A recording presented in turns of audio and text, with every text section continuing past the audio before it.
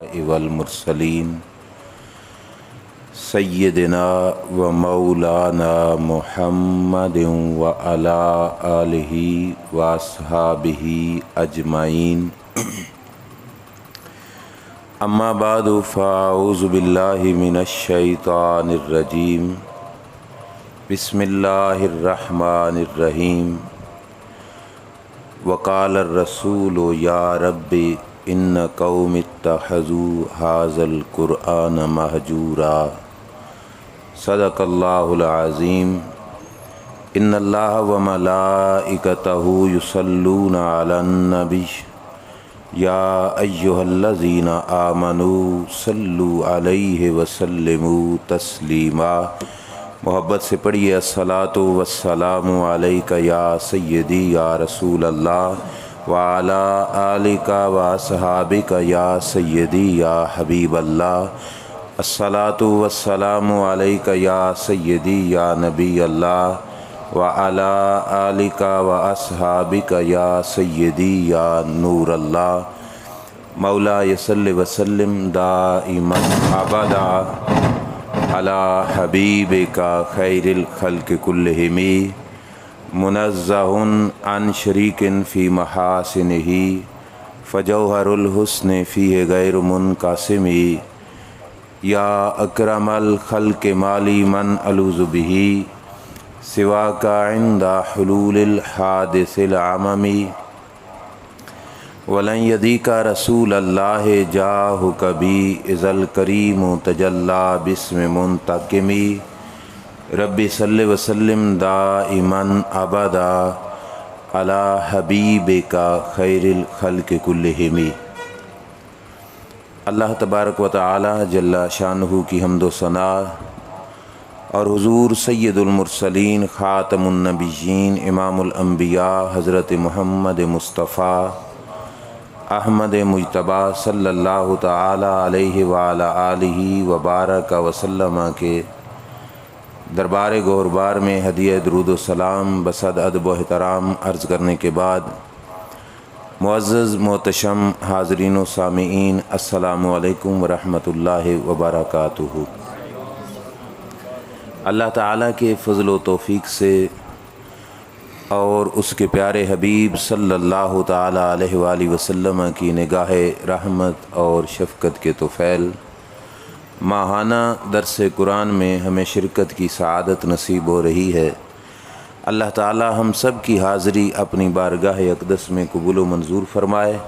اللہ کریم انتظام کرنے والوں کے انتظام کو، آنے والوں کی آمد کو، سننے سنانے والوں کی اس کاوش کو اللہ کریم اپنے دربار میں قبول فرما کر آخرت کی نجات عطا فرمائے۔ آپ نے سنا، مجھ سے پہلے قاری صاحب نے بھی یہ بتایا آپ کو کہ رمضان المبارک کی چھٹی کے بعد اب بعد میں یہ پہلا درس قرآن ہے، یعنی گویا کہ اس سال جو رمضان شریف کے بعد سلسلہ شروع ہو رہا ہے یہ اس کا آغاز ہو رہا ہے۔ تو اس سلسلے میں آج جو ہے پہلے درس میں قرآن مجید برہان رشید کی عظمت کے حوالے سے چند ایک باتیں عرض کروں گا۔ اللہ تعالیٰ مجھے آپ کو سمجھ کر عمل کی توفیق عطا فرمائے۔ معزز سامعین، جس قرآن کے درس میں آپ حضرات آئے سننے کے لیے، مجھے سنانے کی یہ سعادت حاصل ہو رہی ہے، وہ قرآن ایک ایسی عظیم کتاب ہے جس کتاب کو رب ذوالجلال نے مسلمان کے لیے ہدایت کا سامان بھی بنایا، اور اسی کتاب کو رب ذوالجلال نے ہماری زندگی کے لیے ایک مشعل راہ بھی بنایا۔ اور یہ قرآن مجید برہان رشید ایک ایسی عظیم کتاب ہے کہ جس کتاب کے ایک ایک حرف کے اندر اللہ کریم نے جہاں پر ڈھیروں برکتیں رکھی ہیں وہاں پر انسان کو ڈھیر سارے سبق بھی عطا فرمائے ہیں۔ اس قرآن کریم کی عظمت کا مشاہدہ کرنا ہو تو اس جھلک کے لحاظ سے بھی دیکھا جا سکتا ہے کہ جس وقت رب ذوالجلال نے حضرت موسیٰ علیہ السلام کو تورات عطا فرمائی تھی تو تورات کی ایک تختی اتنی وزنی تھی کہ وہ تختی فرشتہ بھی نہ اٹھا سکا تھا، کہاں تورات اور کہاں اللہ کا کلام قرآن مجید۔ قرآن کی عظمت کتنی اعلیٰ ہے یہ اسی بات سے دیکھیے کہ اگر تورات کا ایک تختی کا وزن یہ نہیں تھا وہ کہ بھاری تھی کہ اس کا ویٹ زیادہ تھا، وجہ یہ تھی کہ اس کی طاقت اتنی بڑی تھی کہ اس طاقت کے لحاظ سے اس قرآن کو اس تورات کے ایک تختی کو فرشتہ نہ اٹھا سکا۔ تو اسی نظر سے دیکھو تو پھر رب کے قرآن کی طاقت کا عالم کیا ہوگا، جس قرآن کے بارے میں رب ذوالجلال نے ارشاد فرمایا لو انزلنا ھذا القرآن علی جبل لرأیتہ خاشعا متصدعا من خشیۃ اللہ، کہ اگر یہ قرآن ہم پتھروں کے پہاڑوں پہ نازل کرتے تو وہ پہاڑ بھی ریزہ ریزہ ہو جاتے، وہ پہاڑ بھی اس قرآن کی طاقت کو برداشت نہ کر سکتے۔ یہ قرآن وہ کلام ہے کہ جس کے بارے میں اللہ کریم نے ارشاد فرمایا تھا انا عرضنا الامانۃ علی السماوات، کہ ہم نے یہ امانت آسمانوں پر پیش کی، پہاڑوں پر پیش کی، جنوں پر پیش کی کہ اس امانت کا بوجھ اٹھا سکتے ہو۔ کوئی بھی اس امانت کا بوجھ اٹھانے کے لیے تیار نہیں تھا۔ فَأَبَيْنَ أَن يَحْمِلْنَهَا وَحَمَلَهَا الْإِنسَانُ، فرمایا کسی نے اس کا بوجھ نہیں اٹھایا۔ قرآن کا بوجھ اگر اٹھایا ہے تو اس انسان نے قرآن کے بوجھ کو اٹھایا ہے۔ یہ بہت بڑی عظمت ہے قرآن مجید برہان رشید کی، کہ جس عظمت کے لحاظ سے رب ذوالجلال نے قرآن مجید کو یہ عظمت عطا فرمائی کہ قرآن مجید کا ایک ایک حرف اتنا طاقت والا ہے، اتنا شان والا ہے کہ قرآن مجید کے پڑھنے سے جہاں پہ ڈھیروں ثواب ملتا ہے، اسی طرح قرآن مجید کے ایک ایک الفاظ کے اندر رب ذوالجلال نے ڈھیروں سبق بھی رکھ دیے ہیں، اور ان سبقوں کے ذریعے سے انسان اپنی زندگی کو سنوار سکتا ہے۔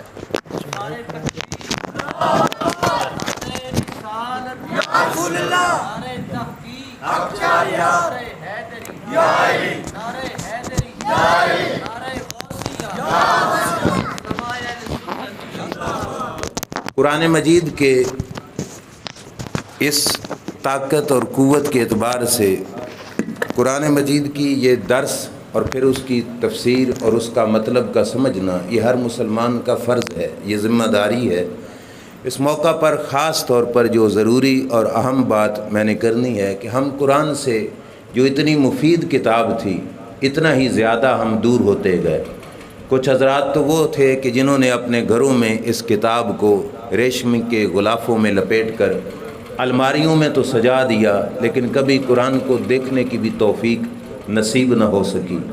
اور اگر کسی نے قرآن کو اٹھا کے دیکھا تو فقط لفظوں کو پڑھا، لفظوں کو سیدھا کیا جاتا رہا، قرآن کے مطلب کی طرف دھیان بھی نہ دیا گیا۔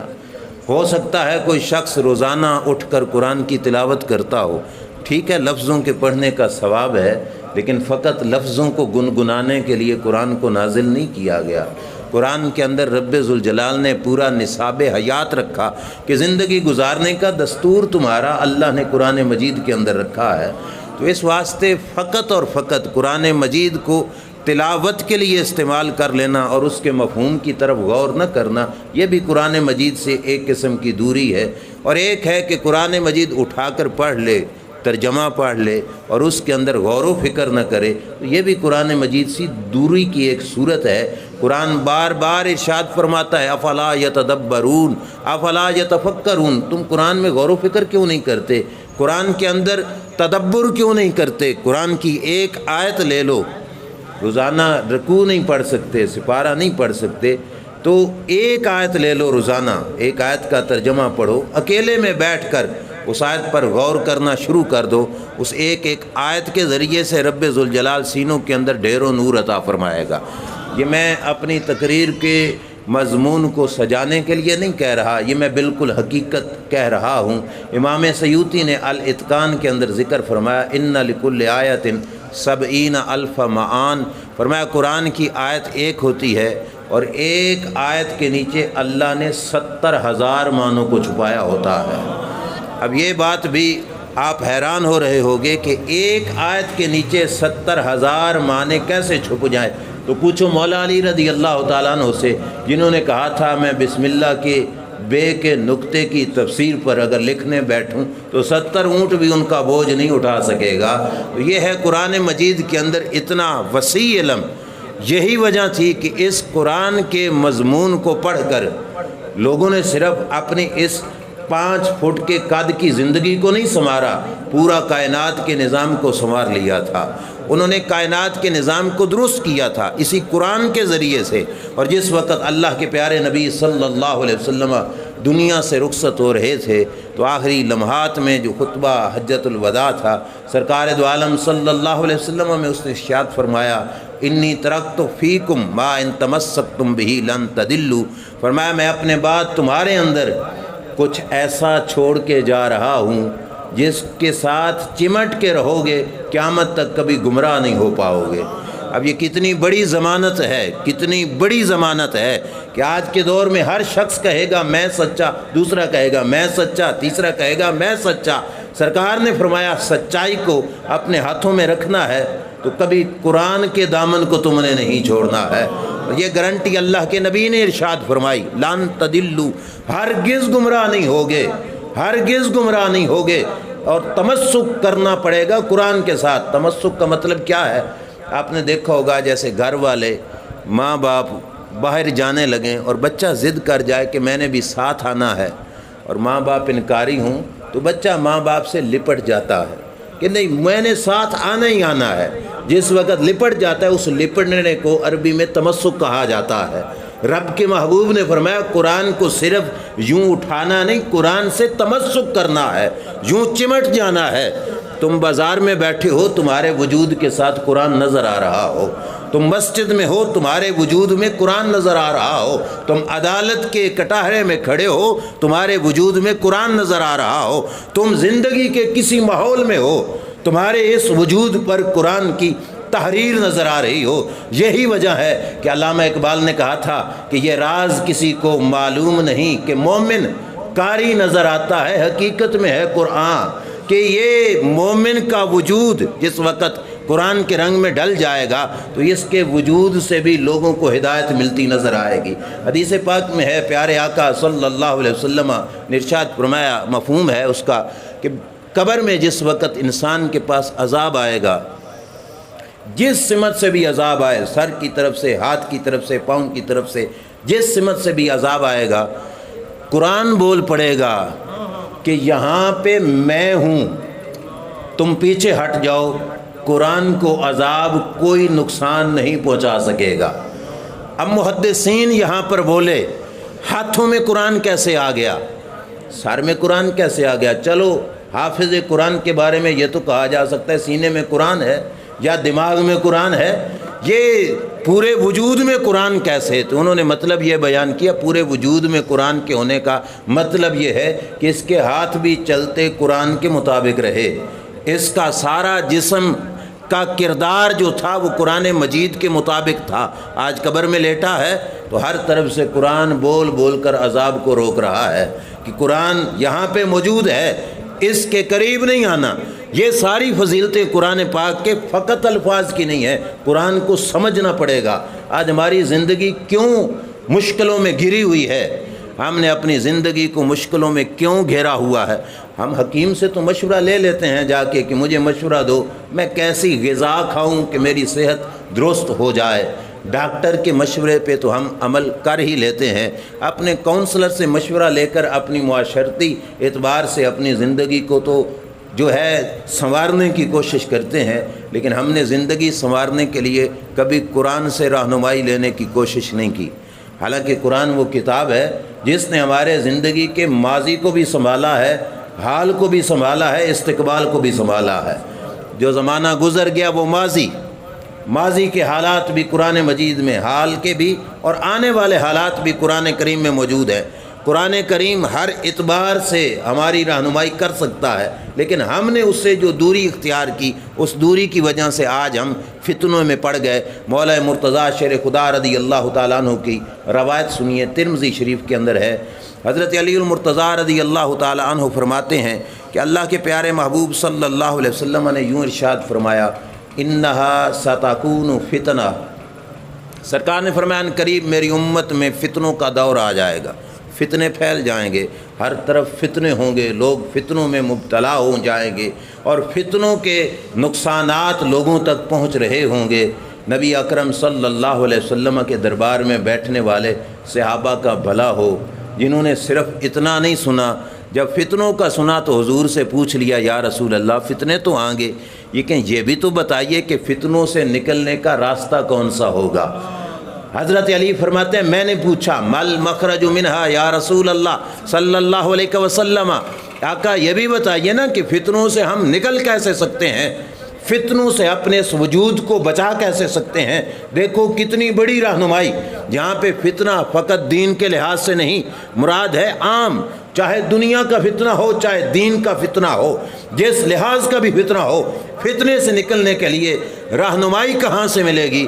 میرے کریم آقا صلی اللہ علیہ وسلم سے جب مولا علی نے پوچھا کہ فتنوں سے نکلنے کا راستہ کیا ہے تو سرکار نے فرمایا کتاب اللہ، وہ اللہ کا کلام قرآن مجید ہے۔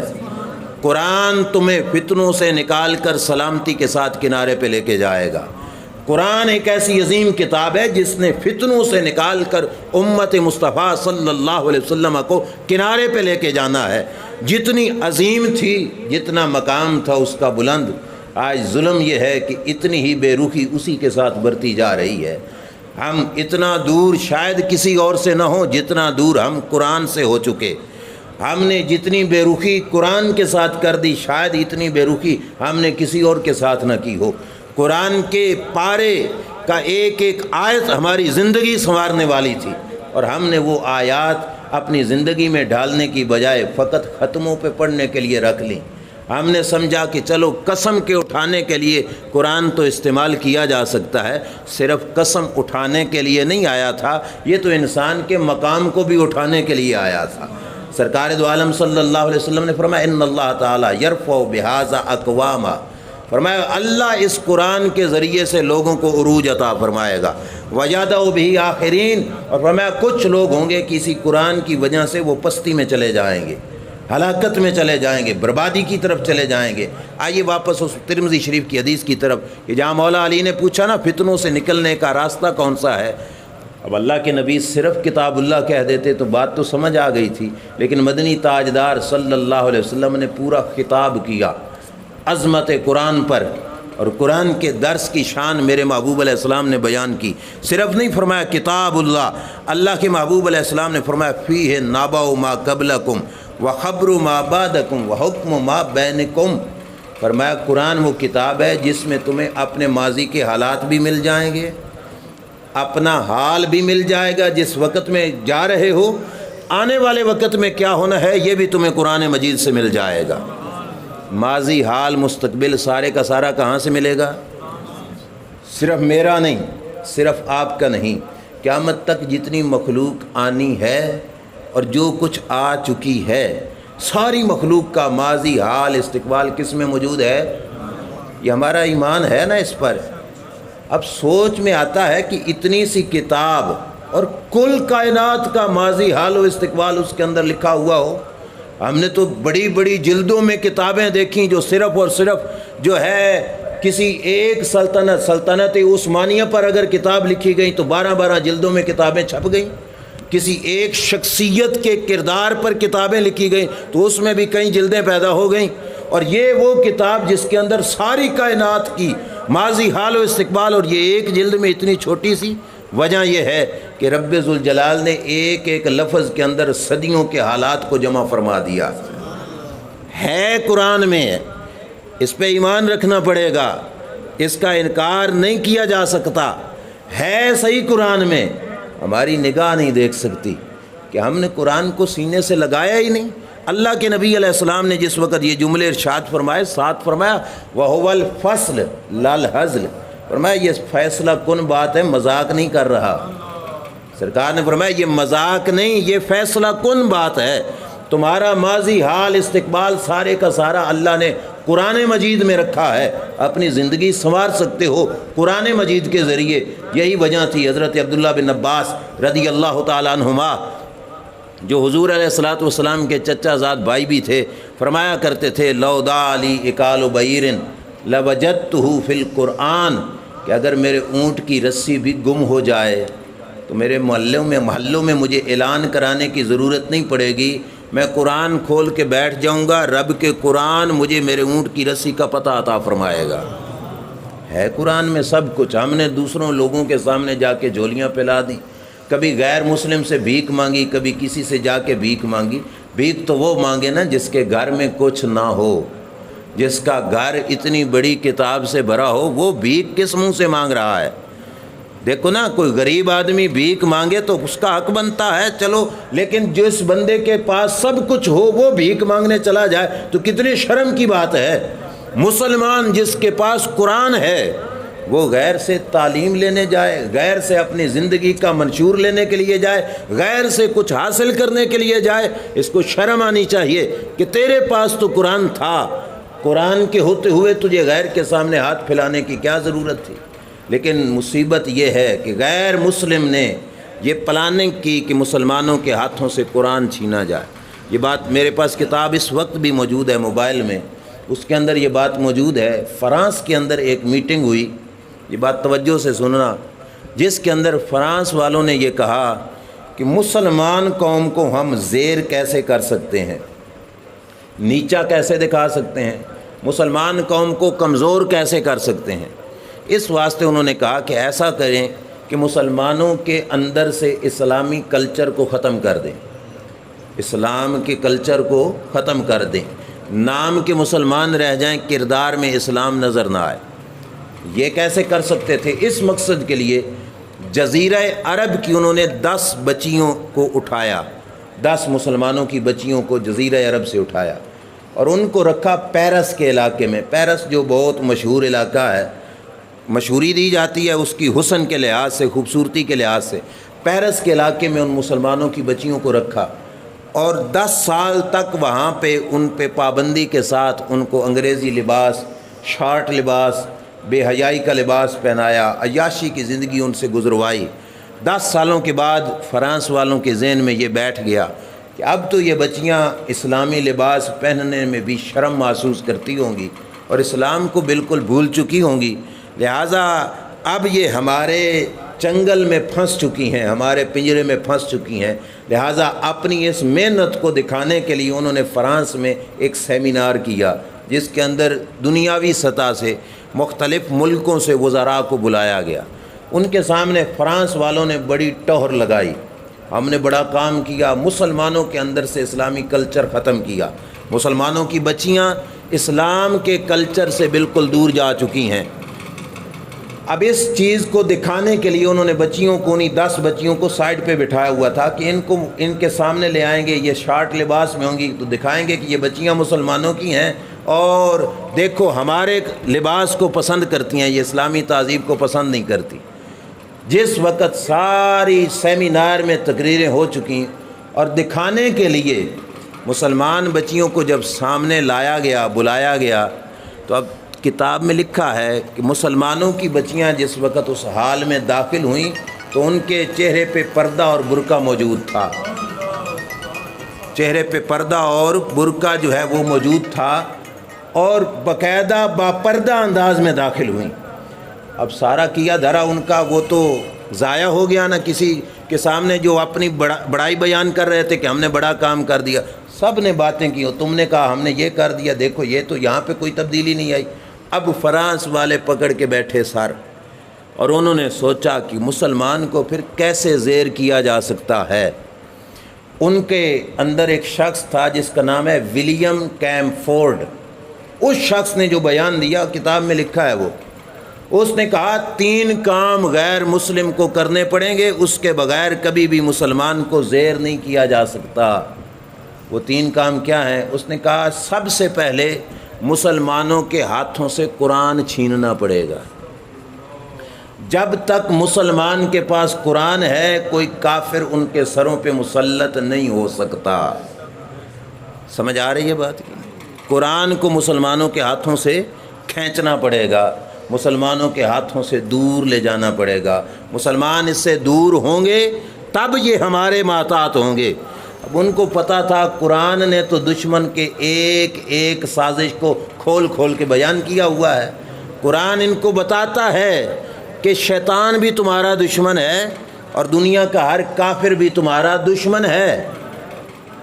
ان تمسسکم حسنۃ تسؤہم وان تصبکم سیئۃ یفرحوا بہا۔ قرآن نے بتایا کہ تمہیں پہنچے اچھائی تمہارا بھلا ہو، کافر کو کبھی پسند نہیں آتا، تمہیں پہنچے نقصان تو کافر اس پہ خوش ہوتا ہے۔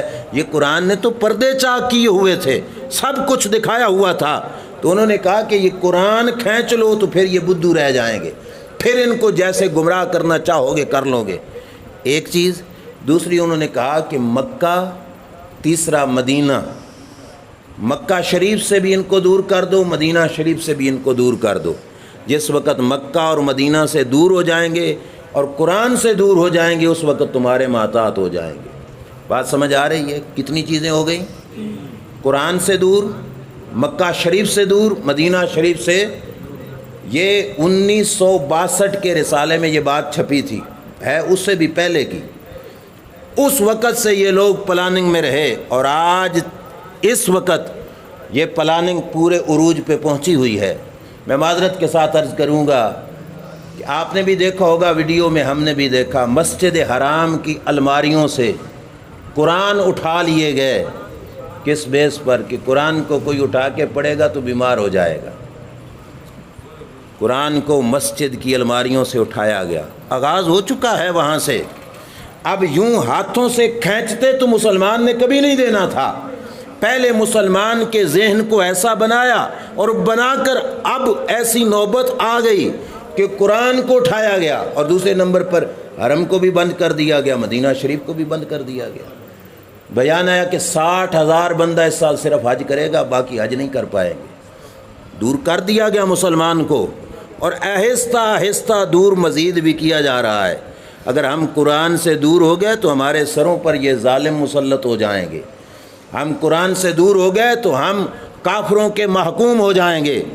قرآن کو مضبوطی سے پکڑنے کی ضرورت ہے۔ آج تک ہماری آنکھ پھر بھی نہیں کھلی، ہمیں اپنے بچے کو زیادہ ٹائم دنیا کے لیے دیا، قرآن کے لیے تھوڑا سا دیا۔ صرف الفاظ یاد کرائے، وہ بھی رسمی طور پر، چلو جی صبح مسجد میں چلے جاؤ، جا کے الف با تا پڑھ کے آ جاؤ اور قرآن کے الفاظ کو سیدھا کر لو۔ صرف الفاظ سیدھے کرنے مقصد نہیں، اگرچہ یہ سیدھے ضروری ہیں، لیکن مقصد صرف یہ نہیں، مقصد ہے قرآن کو سمجھنا اور سمجھ کر اس کو اپنی زندگی میں ڈھالنا۔ حضرت عمر نے صرف سورۃ بقرہ پڑھی تھی، 2.5 پاروں کی ہے، اللہ کے نبی سے پڑھی تھی، اور لگ گئے تھے 12 سال۔ کتنا عرصہ؟ استاد معاذ اللہ نالائق تھا کہ 12 سال لگے، شاگرد میں کوئی کمی تھی کہ 12 سال لگ گئے؟ نہ استاد میں کوئی کمی ہے، نہ شاگرد میں کوئی کمی ہے۔ ہمارے بچے 2 سال میں حفظ کر کے آ جاتے ہیں، 2.5 سال میں کر لیتے ہیں، کوئی کمزور ہو تو 3-4 سال لگ جاتے ہیں، لیکن حضرت عمر سورہ بقرہ صرف 2.5 پاروں کی پڑھتے پڑھتے 12 سال لگ گئے۔ وہ کیا تھا؟ صرف لفظ نہیں رٹ رہے تھے، وہ قرآن کے مفہوم کو بھی سمجھ رہے تھے، سمجھ رہے تھے کہ رب ان لفظوں میں ہمیں بتانا کیا چاہتا ہے۔ یہی وجہ تھی کہ یہ عمر جس وقت تخت پہ بیٹھے اور ان کو ان کے جو ہے فوجی افسروں نے پیغام بھیجا کہ ہم نے فلاں علاقہ فتح کیا ہے، وہاں پہ بہت بڑی لائبریری ملی ہے جس میں ڈھیروں کتابیں ہیں، کیا کیا جائے؟ حضرت عمر نے فرمایا اس کو وہیں پہ دریا میں ساری کتابوں کو ڈال دو۔ کیوں؟ فرمایا یا تو قرآن کے زیر سایہ ہیں یا قرآن سے ہٹ کر ہیں۔ اگر قرآن کے زیر سایہ ہیں تو ہمیں کسی اور سے پڑھنے کی ضرورت نہیں، ہم نے قرآن والے سے پڑھ لیا ہے، اور اگر قرآن سے ہٹ کر ہیں تو پھر ہمیں ان کتابوں کی کوئی ضرورت نہیں، رب نے ہمیں قرآن عطا فرمایا ہے۔ وہ قرآن کو سمجھنے والا جس وقت تخت پہ بیٹھے آدھی دنیا پہ حکومت کی، اور آدھی دنیا پہ حکومت کے دوران اتنے بڑے علاقے میں رات کے وقت کوئی ایک غریب بھی بھوکا نہیں سویا تھا۔ یہ تھا مزاج حضرت عمر کا، لیکن نظام کہاں سے لیا؟ اللہ کے قرآن سے لیا تھا۔ یہ نظام حکومت بھی سنوارتا ہے، لیکن مصیبت یہ ہے کہ حکومتی مقام پر بھی عدالتوں میں صرف غلافوں میں قرآن ہے، جھگڑوں میں نپٹانے کے لیے صرف قسم کے موقع پر قرآن اٹھا کے لایا جاتا ہے، چلو جی ہاتھ میں پکڑ کے قسم اٹھا لو، صرف قسم اٹھانے کے لیے نہیں، زندگی کا ایک ایک فیصلہ اس کا حل قرآن کریم کے اندر موجود ہے۔ آئیے واپس اس حدیث کی طرف، میرے کریم نبی علیہ السلام نے فرمایا من ترکہ من جبار قسمہ اللہ، فرمایا جس بندے نے بدماشی کرتے ہوئے میرے قرآن کو چھوڑ دیا اللہ اس کی گردن توڑے گا۔ کس نے کہا؟ کسی سکالر، عام سکالر نے نہیں، کسی ایڈوکیٹ کا یہ جملہ نہیں، کسی ڈاکٹر حکیم کا یہ جملہ نہیں، میرے نبی نے بتایا۔ اب سچ ہے کہ نہیں؟ سچ ہے نا؟ تو سرکار نے فرمایا جس نے بدماشی کرتے ہوئے میرے قرآن کو چھوڑا اللہ اس کی گردن توڑے گا، برباد ہو جائے گا وہ شخص جس نے اس قرآن سے منہ پھیرا۔ آج ہم کہیں کہ ہماری تو گردنیں تو نہیں ٹوٹیں، اس سے بڑھ کر اور کیا ٹوٹنی ہے، جتنے ہم برباد ہو چکے ہیں، کتنے رسوا ہو چکے ہم۔ اب دیکھ لو فلسطین کا ماحول، اسرائیل نے وہاں پہ کتنا ظلم و ستم کیا، کشمیر کے ماحول میں دیکھ لو مسلمانوں کی بچیوں کے سروں سے چادریں کھینچی جا رہی ہیں۔ وہ کیا وجہ ہے کہ اسی قرآن کو ہم چھوڑ چکے، قرآن سے دوری اختیار کر چکے۔ لیکن سرکار نے فرمایا تھا قرآن سے پھر تعلق جوڑنا ہے، جس نے چھوڑا اللہ اس کو ہلاک کرے گا۔ اور فرمایا وَمَنِ ابْتَغَى الْهُدَىٰ فِي غَيْرِهِ أَضَلَّهُ اللَّهُ، جس نے راہ ڈھونڈنا چاہا قرآن کو چھوڑ کر، فرمایا کبھی راہ نہیں پا سکے گا، گمراہ ہو جائے گا۔ قرآن چھوڑ کر راہ تمہیں کبھی نہیں ملے گی۔ اب زندگی میں بڑے بڑے مقام آ گئے، بڑے بڑی زندگی گزار چکے، ہم بال بچہ دار ہو چکے، اپنے مکان بنا لیے، سارا کچھ ہو گیا، لیکن قرآن سے ہم نے رہنمائی نہیں لی۔ ہم سمجھ لگے کہ ہم بڑے جو ہے سمجھدار بن چکے، قرآن سے جس وقت تک رہنمائی نہیں لیں گے اس وقت تک اللہ کے نبی فرماتے ہیں گمراہ ہے، ہمارے پاس راستہ نہیں۔ اور اللہ کے نبی علیہ الصلوۃ والسلام نے جو اگلا جملہ بولا وہ کیا تھا؟ فرمایا وَهُوَ حَبْلُ اللَّهِ الْمَتِينُ، قرآن ایک ایسی کتاب ہے جس کو رب کی لٹکائی ہوئی رسی سمجھو۔ کیسی رسی؟ جس کا ایک سرا بندوں کے ہاتھ میں ہے، دوسرا سرا پروردگار عالم کے دست قدرت میں ہے۔ بس پکڑ لو اب اس کو، جس وقت اس کو پکڑ لو گے، پکڑ کے بلندیوں پہ چڑھتے جاؤ، مقام آئے گا، آخر پہ رب تمہیں مل جائے گا۔ اور جس کو رب مل جائے، من کان للہ کان اللہ لہ ومن کان لہ المولا فلہ الکل، جس کا رب ہو گیا سارا جہان اس کا ہو گیا۔ اور رب ملے گا اس قرآن سے، قرآن کے قرب میں جانا پڑے گا، اور قرآن کو حاصل کرنے کے لیے اس کی تعلیم کی طرف رغبت دلانی پڑے گی۔ آگے سنیے، میرے کریم آقا صلی اللہ علیہ وسلم نے فرمایا وَهُوَ الذِّكْرُ الْحَكِيمُ، فرمایا حکمت والی نصیحت ہے اللہ کا قرآن۔ ایک ہوتی ہے صرف نصیحت اور ایک ہوتی ہے حکمت والی نصیحت۔ صرف نصیحت آپ نے سمجھنی ہو تو جیسے کوئی بندہ کسی کو غلطی کرتے دیکھے تو فوراً اس کا سر پیٹ دے، وہ ایسے کرو، وہ ایسا کرو، یہ ہے ویسے نصیحت۔ لیکن قرآن ہے حکمت والی نصیحت، جس نے سمجھایا تو بڑے احسن انداز کے اندر سمجھایا، جس نے دلوں کے رخ موڑے تو بڑے طریقے کے ساتھ موڑے۔ ذکر حکیم، حکمت والی نصیحت۔ اور آگے کیا فرمایا؟ فرمایا وَهُوَ الصِّرَاطُ الْمُسْتَقِيمُ، فرمایا یہ راستہ بالکل سیدھا راستہ ہے، یہ قرآن صراط مستقیم ہے۔ کسی اور سے تمہیں پوچھنے کی ضرورت نہیں پڑے گی، جب تک رشتہ قرآن سے جڑا رہے گا سمجھ لو رب نے صراط مستقیم عطا فرمایا ہے۔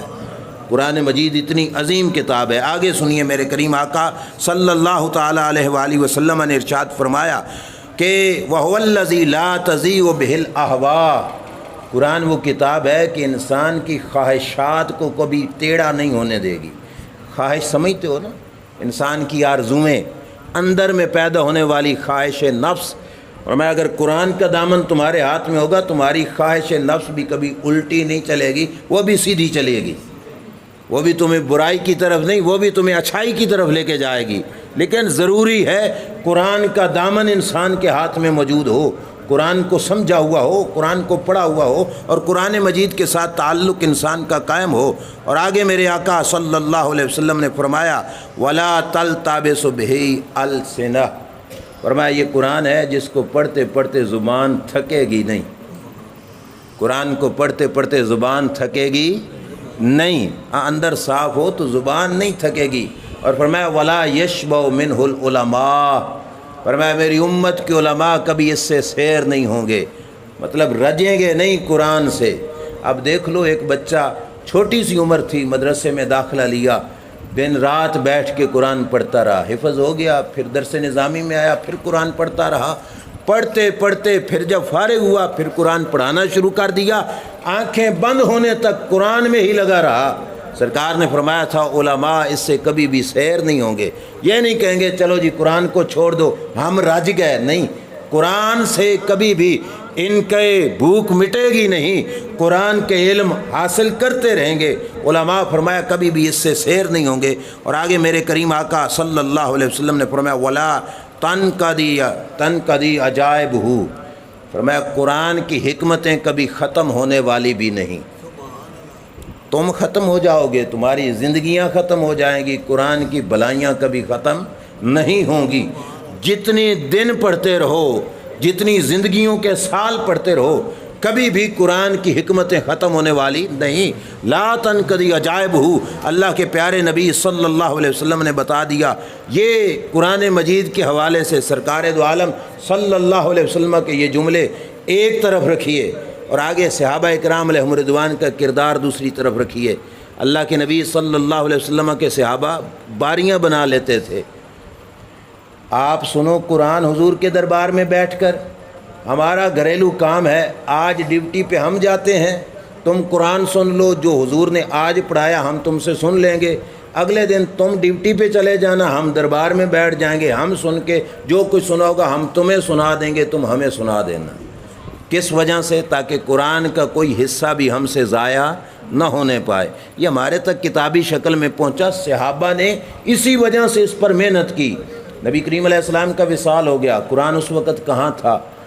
لوگوں کے سینوں میں تھا، کچھ آیات پتوں پہ لکھی ہوئی تھیں، کچھ آیات ہڈیوں پہ لکھی ہوئی تھیں، کچھ آیات چمڑوں پہ، کچھ آیات جو ہے مختلف قسم کی چیزوں پہ لکھ کر صحابہ نے رکھی ہوئی تھی۔ جس وقت پہلی جنگ جو جنگ یمامہ ہوئی، وہ ختم نبوت کی جنگ مسیلمہ کذاب کے خلاف، ڈھیر سارے قاری اس کے اندر شہید ہو گئے۔ قاری حضرات کی شہادت جس وقت ہوئی، حضرت عمر رضی اللہ تعالیٰ عنہ خلیفۃ المسلمین امیر المومنین حضرت ابوبکر صدیق رضی اللہ تعالیٰ عنہ کے پاس آئے، کہا اے ابو بکر، یہ جنگ میں اتنے قاری شہید ہو گئے ہیں، اگر قاریوں کی شہادت اسی طرح ہوتی رہی تو قرآن ہمارے ہاتھوں سے چلا جائے گا، لہٰذا اپنی حکومت میں پہلا کام یہ کرو کہ قرآن لکھواؤ کسی سے، ایک جگہ پہ قرآن کے لکھنے کی ذمہ داری کسی کے سپرد کرو، حکومتی سطح پہ یہ کام ہونا چاہیے۔ حضرت عمر مشورہ دے رہے تھے۔ اب یہاں پہ ایک اور مسئلہ بھی حل ہو جائے گا، تھوڑی توجہ کرنا۔ حضرت ابو بکر نے پتہ کیا جواب دیا؟ کہا میں وہ کام کیسے کروں جو کام اللہ کے رسول نے نہیں کیا۔ بخاری شریف کی حدیث ہے، کیا کہا؟ میں وہ کام کیسے کروں جو اللہ کے رسول نے، بولیے اللہ کے رسول نے۔ جواب سنو حضرت عمر کا۔ حضرت عمر نے کہا ہوا واللہ خیر یا ابا بکر، ابو بکر یہ کام کوئی عام نہیں، یہ نیکی کا کام ہے، تمہیں کرنا پڑے گا۔ کیا پتہ چلا؟ ہو سکتا ہے کوئی رسول اللہ نے کام نہ کیا ہو اور ہو وہ کام، بولیے ہو وہ کام، ڈھیر سارے مسئلے حل ہو گئے۔ تھوڑی توجہ کیجیے، ہم پہ سب سے بڑا سوال یہی ہوتا ہے نا، اگر یہ کام اچھا ہوتا تو صحابہ نہ کرتے، یہ کام اچھا ہوتا تو نبی علیہ الصلوۃ والسلام نہ کرتے۔ عموماً لوگ سوال کرتے ہیں یہ کام تم کر رہے ہو، میلاد منا رہے، یہ اچھا ہوتا تو فلاں نہ کرتا، فلاں کام تم کر رہے ہو اچھا ہوتا تو نبی علیہ السلام نہ کرتے، تم زیادہ نیک آ گئے ہو۔ یہ تو بخاری بول رہی ہے کہ حضرت ابوبکر نے کہا حضور نے یہ کام نہیں کیا۔ حضرت عمر کیا کہتے ہیں؟ نہیں بھی کیا لیکن ہے یہ کام اچھا اور نیکی کا، اے ابوبکر تمہیں کرنا پڑے گا۔ حضرت عمر کی ایک دفعہ جانے سے حضرت ابوبکر نہیں مانے، خود حضرت ابوبکر روایت میں فرماتے ہیں حضرت عمر میرے دروازے پہ بار بار آتے رہے، بار بار یہ کام مجھے کہتے رہے، حتیٰ کہ اللہ نے میرے سینے میں بھی وہ بات ڈال دی جو رب نے حضرت عمر کے سینے میں ڈالی تھی۔ میرا سینہ بھی اس کام کے لیے کھول دیا جس کام کے لیے حضرت عمر کہہ رہے تھے۔ حضرت ابوبکر مان گئے، بھائی واقعی کام اچھا ہے، ہمیں کرنا چاہیے۔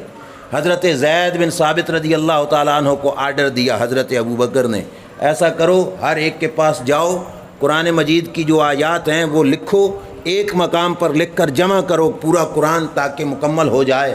حضرت ابو بکر صدیق رضی اللہ تعالیٰ عنہ نے جب یہ آرڈر دیا حضرت زید بن ثابت رضی اللہ تعالیٰ عنہ کو، وہ بھی صحابی رسول تھے، انہوں نے پتہ کیا جواب دیا، یہ بھی بخاری میں ہے، انہوں نے بھی کہا کہ میں وہ کام کیسے کروں جو کام اللہ کے رسول نے نہیں کیا۔ اب وہی جملے جو حضرت عمر کہہ رہے تھے آج حضرت زید کو وہی جملے حضرت ابو بکر نے کہا زید یہ کام تمہیں کرنا پڑے گا، کیوں؟ کیونکہ یہ کام نیکی کا ہے، اچھا کام ہے، تمہیں کرنا پڑے گا۔ حضرت زید کہتے ہیں اگر مجھے حضرت ابو بکر یہ کہتے کہ اس پہاڑ کو دھکا لگا کے کسی دوسری جگہ پہ لے جاؤ تو یہ کام اتنا اوکھا نہیں تھا جتنا مشکل یہ کام تھا کہ قرآن جمع کرنا ہے۔ اب پتہ ہے آپ کو مشکل کیوں تھا؟ مشکل اس وجہ سے تھا کہ قرآن ہے امت کی رہنمائی کا سرمایہ، کہیں ایسا نہ ہو کہ کچھ قرآن ہو اور لکھا نہ جائے، اور یہ بھی نہ ہو جائے کہ قرآن نہ ہو اور لکھ دیا جائے۔ پوری دیانتداری سے کام کرنا تھا کہ قرآن کو قرآن کے درجے میں رکھ کر لکھنا تھا۔ تو کہنے لگے کہ یہ بڑا مشکل کام تھا جو میرے سپرد کیا گیا، لیکن فرماتے ہیں میں نے کوشش کی۔ اتنا بڑا کام بھی جس وقت انسان کوشش میں لگ جائے تو رب آسانیاں خود عطا فرما دیتا ہے۔ پھر حضرت زید بن ثابت نے اس قرآن پاک کو جمع کر لیا اپنی زندگی میں حضرت ابوبکر صدیق کے دور میں۔ تو یہ قرآن مشورہ کس کا تھا؟ حضرت عمر کا۔ آرڈر کس کا تھا؟ حضرت ابوبکر صدیق کا۔ اور ورکنگ کس کی تھی؟ حضرت زید بن ثابت رضی اللہ تعالیٰ عنہ کی کتابی شکل میں لکھ دیا گیا۔ یہ جامع قرآن حضرت ابوبکر صدیق ہیں، حضرت عثمان ناشر قرآن ہیں، کہ ان کے دور اقدس میں جس وقت لوگوں میں قرأتیں خلط ملط ہونے لگیں تو وہ نسخہ جو حضرت ابوبکر نے لکھوایا تھا وہ نسخہ انہوں نے مختلف کتابوں میں لکھا کر مختلف علاقوں میں تقسیم کرایا تھا، نشر کرایا تھا، پھیلایا تھا۔ یہ صحابہ نے اتنی محنت کیوں کی؟ اسی وجہ سے کی کہ امت کا بھلا ہو جائے اور یہ امت اتنی بڑی رہنمائی سے محروم نہ ہو جائے کہ جس کے بارے میں حضور نے فرمایا تھا قرآن پکڑے رکھو گے تو کبھی بھی گمراہ نہیں ہوگے۔ یہ درس قرآن ہو یا قرآن مجید کی تفسیر کا کوئی اور موقع کہیں پہ مل جائے، اس کو کبھی بھی ہاتھوں سے جانے نہیں دینا۔ بہت بڑا انسان کے لیے المیہ ہے، اور یہ بہت بڑے دکھ کی بات ہے کہ یہاں انتظام کرنے والے انتظام کرتے ہیں، میرے خیال میں وہ کسی سے چندہ نہیں مانگتے کہ ہمیں کچھ دو تاکہ ہم محفل کو سجا سکیں۔ ایسے ہی ہے شاہ جی، چندہ نہیں مانگا جاتا، فری میں قرآن مجید کی تعلیم کے لیے اس کا اہتمام کیا جاتا ہے۔ اور ہم قرآن سے اتنے دور ہو گئے کہ ہمیں مفت میں بھی ملے تو ہم لینے کے لیے تیار نہیں۔ اور ایک وقت وہ تھا کہ صحابہ سالوں کے سفر کر کے ایک ایک آیت کے مطلب کو سمجھنے کے لیے جایا کرتے تھے۔ میں یہ نہیں کہتا کہ صرف میری بات سنو، لیکن اتنا تو ضرور کرو کہ قرآن مجید کے سمجھنے کے لیے اپنی زندگی میں ایک وقت تو مقرر کر دو۔ 24 گھنٹوں میں کم سے کم آدھا گھنٹہ قرآن مجید کے لیے تو رکھ لیا جائے، اس میں پڑھا جائے، سمجھا جائے۔ جو بات سمجھ نہ آئے دین کے کسی مستند عالم دین سے جا کے اس میں رہنمائی لی جائے۔ گمراہی کی طرف جانے کی ضرورت نہیں۔ اور پھر بندہ یہ نہ سمجھے کہ میں صرف ترجمے سے قرآن کو حل کر لوں گا، نہیں، فقط ترجمے سے نہیں، قرآن کے ساتھ حدیث پاک کو ملا کر تفسیر سے جس وقت قرآن سمجھو گے تو ایک ایک لفظ سے ہدایت نصیب ہوتی جائے گی۔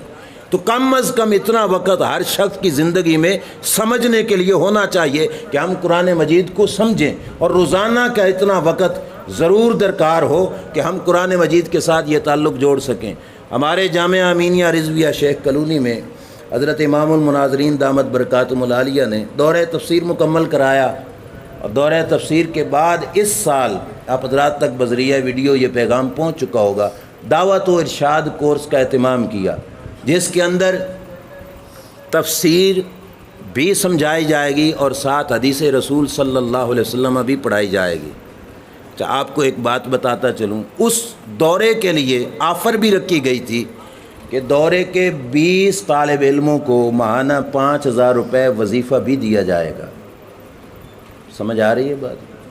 قرآن و حدیث پڑھانا ہے کچھ دے کر کہ لے لو، کوئی داخلہ فیس نہیں، کوئی رہائش کا خرچہ نہیں، کوئی کھانے پینے کی جو ہے خرچہ نہیں، الٹا کچھ دیا جائے گا۔ کوئی یہ نہیں کہ تم پڑھنے کے لیے آئے ہو لہذا کچھ فیس ہمیں دو، نہیں، الٹا دیا جائے گا 5,000 روپیہ۔ لیکن المیہ یہ شکوہ سمجھو یا دکھ کا اظہار سمجھو، اتنی بڑی آفر اور پھر اتنے بڑے مقام پر یہ سلسلے کا آغاز، اور ابھی تک بھی 20 لڑکے بھی پورے نہیں ہوئے۔ اب آپ مجھے بتاؤ، جس قوم کو 85 روپے والی چینی اگر 64 یا 65 روپے میں ملے، 4 گھنٹے دھوپ میں لائن میں کھڑے ہو کر انتظار کر کے وہ 1 کلو لے کر بھی بہادری کرے کہ میں نے لے لی ہے، اور 20 روپے کی بچت صرف، اور اتنے گھنٹوں میں دھوپ میں جلنا، تو اس کی نظر میں 20 روپے کی قیمت زیادہ ہے اور قرآن کی قیمت کم ہے۔ یہ ہمارا تعلق رہ گیا قرآن سے، نام ہم لیتے ہیں کہ قرآن ہے، صرف اور صرف کس وقت کوئی مر گیا تو تیسرے دن اس کے ختم پہ پڑھ دو، وہ بھی کیا رشتہ داروں نے نہیں پڑھنا، اللہ ماشاءاللہ ہر گھر میں تو ایسا نہیں ہوتا، لیکن اکثر یہ رشتہ داروں نے نہیں پڑھنا، قاری صاحب پڑھیں اور قاری صاحب کے شاگرد پڑھیں، اور وہ شاگرد جن کو روزانہ آنکھیں دکھائی جاتی ہیں کہ یہ مولوی ہوتے ہی کسی کام کے نہیں، ساتہ آ گیا تو پھر بھی کوئی باہر سے آ کے پڑھ کے جائے، گھر والوں نے نہیں پڑھنا، 40واں آ گیا تو پھر بھی کوئی باہر سے آ کے پڑھ کے جائے، گھر والوں نے نہیں پڑھنا۔ اتنی دوری اللہ کے قرآن سے، اتنا ظلم رب ذوالجلال جل شانہ کے کلام پاک کے ساتھ، یہ بہت بڑی زیادتی ہے۔ اور قیامت کا دن ہوگا، جو آیت میں نے پڑھی، میرے نبی علیہ الصلوۃ والسلام اللہ کے دربار میں شکایت کریں گے، قرآن میں ہے وقال الرسول یا رب ان قوم اتخذوا ھذا القرآن مہجورا، سرکار فرمائیں گے اے میرے رب، میری اس امت نے میرے قرآن کو چھوڑ دیا تھا۔ اب آپ مجھے بتاؤ، جس کی شکایت حضور لگا دیں، کوئی بچنے کا راہ نکلے گا؟ ہم نے تو بخشش سوچی بھی ان کی شفاعت سے ہے کہ وہ شفاعت کریں گے تو ہماری بخشش ہوگی، تو جب شفاعت کی جگہ شکایت لگ گئی کہ یہ تو قرآن کو چھوڑ چکے تھے، قرآن سے دور ہو چکے تھے، قرآن کے ساتھ ان کا لنک اور تعلق بھی نہیں تھا، پھر ہمارا کیا بنے گا؟ ہمیں کوئی ہوگا سنبھالنے والا؟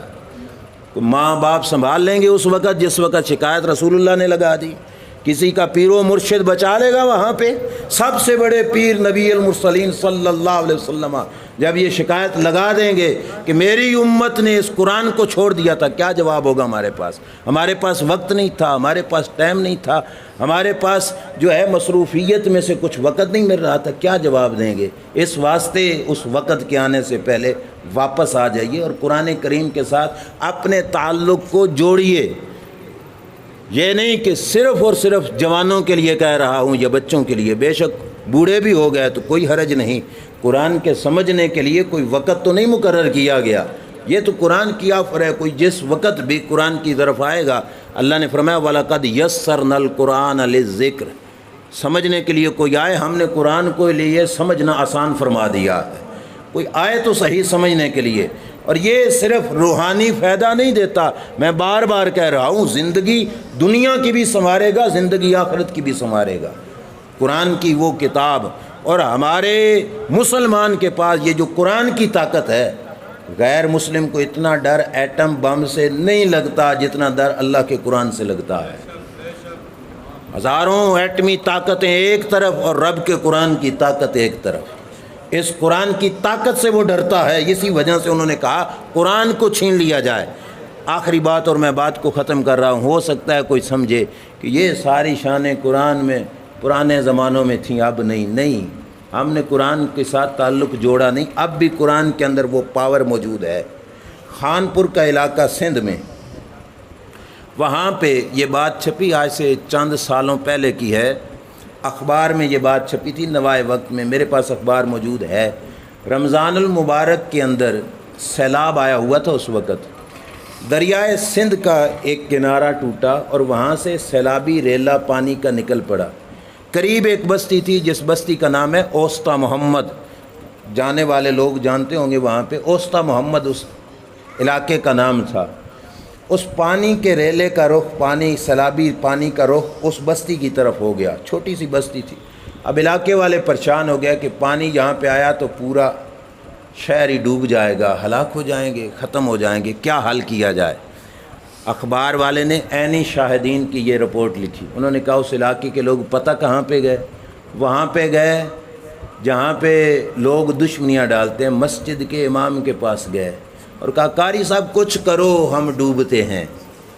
مسجد کا امام سچا آدمی تھا، سیدھا سادہ تھا، اس نے یہ نہیں کہا کہ پانی کے بند کو میں کیسے روکوں، اس نے کہا چلو ٹھیک ہے تم میرے ساتھ آؤ چلتے ہیں۔ مسجد کی الماری سے قرآن اٹھایا، قرآن اٹھا کر خان پور پل پہ آ گئے اور وہاں پہ کھڑے ہو کر اس قاری نے قرآن ہاتھ میں اٹھا کر جب پانی قریب آیا پل کے تو اس نے کہا پانی تجھے اللہ کی سچی کتاب کا واسطہ ہمارے علاقے کا رخ نہ کرنا۔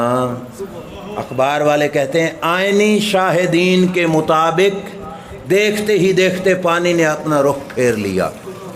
ہے طاقت کسی کے پاس اتنی کہ پانی کا رخ پھیر دے؟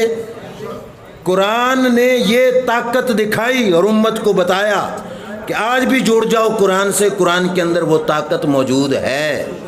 صدق کے دل کے ساتھ اگر کوئی پڑھ لے قرآن سے جڑ جائے، میں پوری ذمہ داری سے کہہ رہا ہوں، مسجد میں بیٹھا ہوں، کسی اور چیز کی ضرورت نہیں پڑے گی اپنی زندگی کو سنوارنے کے لیے، چاہے دنیا کا معاملہ ہو چاہے آخرت کا معاملہ ہو۔ قرآن سے جس وقت تعلق جڑ جائے گا دنیا بھی سنور جائے گی اور آخرت بھی سنور جائے گی۔ جس کو رب ذوالجلال نے اولاد بخشی ہے، اولاد کو فقط دنیا کے کورس مت کراؤ اس لالچ میں کہ کل یہ پڑھ لکھ کر میرے مستقبل کا سہارا بنے گا۔ نہ، میں تو اکثر تقریروں میں یہ کہتا ہوں، ہم نے آنکھوں سے دیکھا ایسے لوگ جنہوں نے دین سے دور رکھا نا اپنی اولاد کو اس سوچ پر کہ میرا یہ مستقبل کا سہارا بنے گا، کل جب بابے کے بال سفید ہوئے بچوں نے دھکے دے کر بابے کو گھر سے نکال دیا اور کہا کہ تیری خدمت ہم سے نہیں ہوتی۔ یہی بچہ اگر قرآن پڑھا ہوا ہوتا تو کم از کم اتنی زیادتی تو نہ کرتا۔ اسے قرآن نے بتایا ہوا ہوتا کہ جہاں پہ رب نے اپنی عبادت کا حکم دیا وہاں پہ والدین سے بھلائی کا بھی آرڈر دیا ہے۔ پڑھایا ہی نہیں قرآن، جب قرآن کے ساتھ لگایا ہی نہیں تو وہ بچہ کیسے والدین کا ادب و احترام کرے گا؟ محض دنیا کی لالچ میں دنیاوی کورسوں کی طرف نہ لے کے جاؤ، اپنے بچوں کو قرآن بھی پڑھاؤ، صرف لفظ نہیں، قرآن یاد کرنے پڑھ لینے کے بعد قرآن کے سمجھنے کے لیے بھی کسی اچھی جگہ کا انتخاب کر کے اپنے بچے کی دنیا اور آخرت کے سنوارنے کا انتظام کرو۔ اور صرف بچہ بھی نہیں، خود بھی، میں نے پہلے کہا اپنی زندگی میں کم از کم آدھا گھنٹہ اپنے ٹائم ٹیبل میں یہ رکھ لو کہ ہم نے قرآن پاک سمجھنا ہے۔ جو بھائی نہیں بھی پڑھے ہوئے نا، جنہوں نے ابھی تک عربی میں بھی نہیں پڑھا، وہ بھی پریشان نہ ہوں۔ میرے کریم آقا صلی اللہ علیہ وسلم کا فرمان کا مفہوم ہے، جس شخص کی زبان سیدھے لفظ نہیں پڑھ سکی اور اس کی زبان اٹکتی رہی اور وہ اٹک اٹک کے بھی پڑھتا رہا، فرمایا سیدھی زبان والے کو 1 اجر ملے گا، اس کو رب ڈبل اجر عطا فرمائے گا، اس کی محنت زیادہ ہے۔ نعرہ رسالت، نعرہ تحقیق، نعرہ حیدری، عظمت قرآن، عظمت علماء۔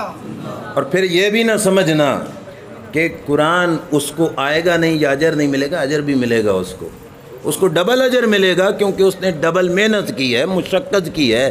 ایک نے تو روانگی کے ساتھ پڑھ دیا، دوسرا وہ اوکھا بھی ہوتا رہا پھر پڑھتا بھی رہا۔ اور یہ بھی نہ ہو سکے تو کم از کم قرآن اٹھا کے اوپر نظر بھی کرو، تو سرکار نے فرمایا تھا النظر فی المصحف عبادت، قرآن کی زیارت کرنا بھی عبادت ہے۔ دیکھتے جاؤ، ہماری مسجد میں جہاں پہ جمعہ پڑھاتا ہوں ایک بزرگ ہیں، رمضان شریف میں ہم وہاں پہ بیٹھے تھے تو وہ آئے میرے پاس، وہ روزانہ نا فجر کے بعد ہم دیکھتے تھے وہ قرآن اٹھا کے بیٹھے رہتے، گھنٹہ 1.5 گھنٹہ بیٹھے رہتے تھے۔ آئے اور انہوں نے پوچھا کہ مولانا میں قرآن نہیں پڑھا ہوا۔ مجھے بڑا عجیب لگا کہ 1.5 گھنٹہ قرآن لے کے بیٹھے رہتے ہیں۔ تو کہا میں ایسا کرتا ہوں کہ قرآن کھول کر بسم اللہ الرحمن الرحیم، بسم اللہ الرحمن الرحیم میں ہر سطر پہ پڑھتا جاتا ہوں، کیا مجھے بھی ثواب ملے گا؟ میں نے کہا اللہ تبارک و تعالیٰ تجھے بھی اجر دے گا۔ جب میں نے پوچھا نا تم نے قرآن نہیں پڑھا، وہ عمر ان کی ڈال چکی تھی، اس کی آنکھوں میں آنسو آ گئے، رو کے کہنے لگا گھر والوں نے بڑی کوشش کی تھی لیکن میں بدقسمتی کہ میں نہیں پڑھ سکا۔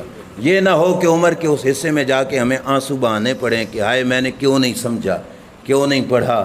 اور جس وقت بغیر پڑھے قبر میں چلا گیا وہاں پہ جا کے حسرت سے ہاتھ نہ ملتا پھرے کہ ایک طرف وہ ہوگا جس نے قرآن کو زندگی میں ڈالا ہوگا اور عذاب اس کو کسی سمت سے بھی عذاب کو اس کے نزدیک قرآن نہیں آنے دے گا، اور یہ بیچارہ دیکھ کے کہے گا کاش میں نے بھی قرآن کو اپنی زندگی میں استعمال کیا ہوتا۔ تو وہ حسرت کے ہاتھ ملنے سے پہلے یہ وقت ہے، اور بغیر خرچے کے سب کچھ مل رہا ہے تو آنے میں وقت دینے میں کوئی حرج نہیں۔ یہاں پہ آؤ، وہاں پہ آؤ جامعہ امینیہ میں، یا کسی اور مستند عالم دین سے اپنی زندگی کو سنوارنے کے لیے قرآن مجید کی رہنمائی حاصل کرو۔ اللہ تعالیٰ مجھے، آپ کو، ہم سب کو عمل کی توفیق عطا فرمائے، اور اللہ کریم ہمیں اپنی زندگیوں میں قرآن مجید کو ڈھالنے کی توفیق عطا فرمائے۔ یہ پہلا درس تھا وقفے کے بعد، اس واسطے میں نے یہ بیان کیا۔ آگے انشاءاللہ العزیز جہاں تک آیت کریمہ ہماری تفسیر کے حوالے سے پہنچی تھی، انشاءاللہ وہیں سے ہم آگے اس تسلسل کو جاری کریں گے، اور یہ سلسلہ باقاعدہ جاری رہے گا۔ اللہ تعالی ہم سب کی حاضری اپنی بارگاہ میں قبول و منظور فرمائے۔ آپ کا نام؟